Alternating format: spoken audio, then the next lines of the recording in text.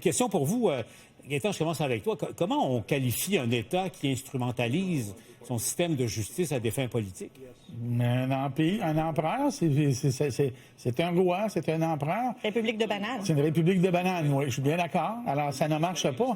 Écoute, quand on prend le cas de la Banque centrale, tout le monde n'est pas familier avec son impact et son fonctionnement. Mais en réalité, pour le décrire plus simplement, c'est le thermostat de l'économie.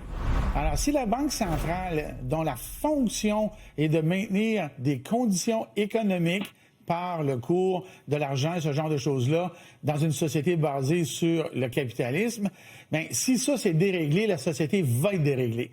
Et si elle est déréglée, là, elle va s'en aller vers le bord de la corruption et de tout ce genre de choses-là.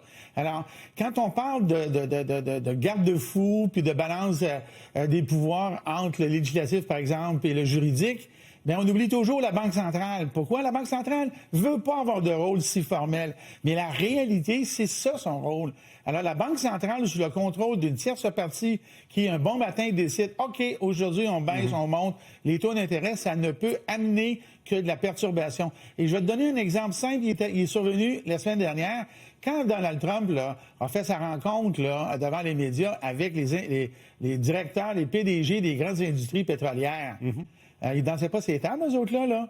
Ils n'étaient pas dans l'enthousiasme du Venezuela de Trump. Il disait au président, un instant, là, sur le plan économique, là, il y a des enjeux, il y a des dangers, ça va nous demander ci, demander ça. Tous des paramètres qui n'ont pas été une seule seconde dans la bouche de Trump.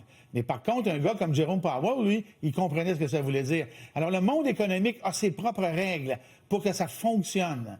Et la Banque centrale américaine a une influence sur la planète. Ça serait absolument catastrophique que la Banque centrale soit à la merci des sautes d'humeur de Donald Trump.